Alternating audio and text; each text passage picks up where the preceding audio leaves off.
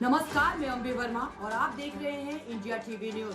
तो चलिए आगे बढ़ते हैं कुछ खास खबरों की ओर। भाजपा प्रदेश अध्यक्ष सम्राट चौधरी का बयान। भाजपा के संकल्प पत्र को लेकर सम्राट चौधरी का बयान।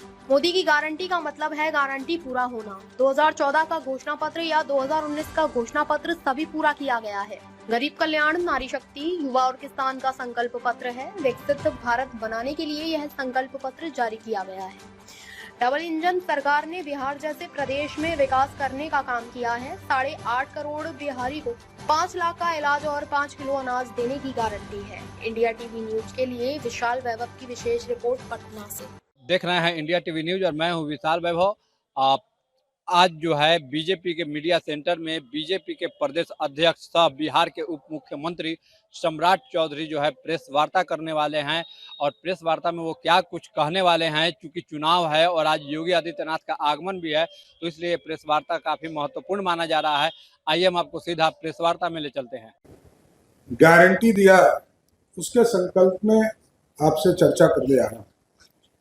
इस मंच पर उपस्थित बिहार सरकार के पूर्व मंत्री और भारतीय जनता पार्टी के नेता जगेश मिश्रा जी, मीडिया के प्रभारी आदरणीय दानिश इकबाल जी, पार्टी के उपाध्यक्ष संतोष पाठक जी, बबलू जी, सभी मीडिया के साथीगण, मोदी की गारंटी का मतलब है गारंटी पूरा होना। और आप लोगों ने देखा है, चाहे वो 2014 का घोषणा पत्र हो या 2019 का घोषणा पत्र हो, जिसको मैनिफेस्टो के तौर पर भारतीय जनता पार्टी संकल्प के तौर पर माने। आपको गलतफहमी है। पूरी तरह एनडीए के 3 प्रत्याशी हैं और हमने तो बिना चुनाव लड़ाए राज्यसभा का सांसद डॉक्टर धर्मशिला गुप्ता जी को बनाया, विधान परिषद का सदस्य अनामिका सिंह पटेल को प्रधानमंत्री जी के नेतृत्व में 46 लाख करोड़ रुपया का ऋण जो है रोजगार के लिए, स्वरोजगार योजना के लिए, और बिहार में भी हम लोग 2 बड़ी योजना का काम कर रहे हैं। लघु युद्ध में योजना, जिसमें 94 लाख परिवार को हम लोगों ने चिन्हित किया। विधान सभा के माध्यम से जो हमारे प्रतिनिधि चुनकर आते हैं, उसके लिए आदरणीय प्रधानमंत्री जी ने 33% का आरक्षण पूरे देश में देने का निर्णय लिया। और आगे जो परिसीमन का गठन होगा, गठन होने के बाद पूरे देश में 1/3 महिला को सीधा रिजर्वेशन के माध्यम से प्रतिनिधि बनने का मौका मिलेगा। काम किया जाए।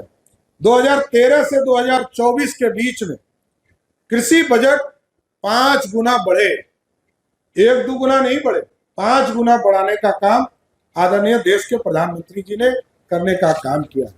सुरक्षित भारत बनाने का काम आज देश के प्रधानमंत्री जी ने तय किया है।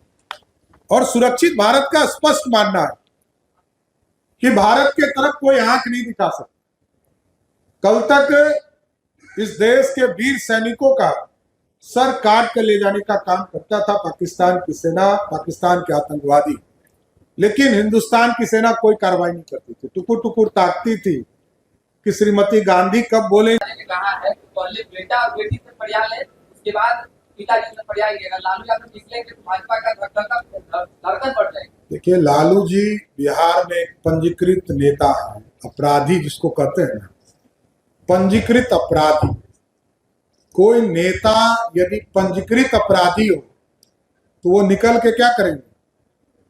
मेरा तो स्पष्ट मानना है, शराब माफिया, बालू माफिया, जमीन माफिया, जो इससे जुड़ेंगे उसको हर हालत में बिहार छोड़ना होगा, और नहीं तो बिहार के जेलों में रहना। एक करके प्लीज।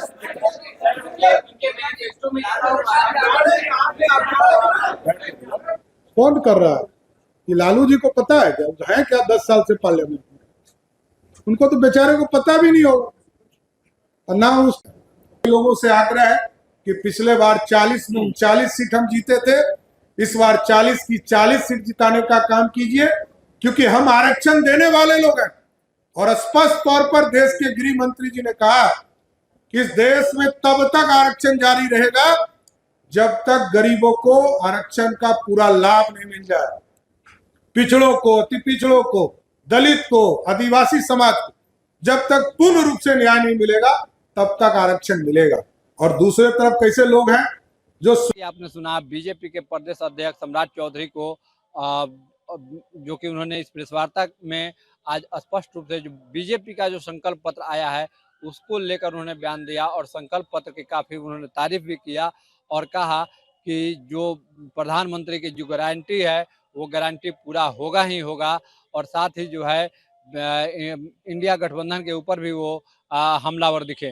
तो कहीं ना कहीं जैसे जैसे चुनाव नजदीक आ रहा है तमाम जो है राजनीतिक दलों के नेता जो है एक्टिव मोड में हैं और सम्राट चौधरी भी जो है इस दौरान काफी एक्टिव मोड में नजर आ रहे हैं। तो देखना है कि 4 जून को जब नतीजे आएंगे वो किसके पक्ष में जाएंगे ये तो फिलहाल आने वाला वक्त बताएगा। तब तक के लिए बने रहिए इंडिया टीवी न्यूज के साथ। इंडिया टीवी न्यूज के लिए विशाल वैभव।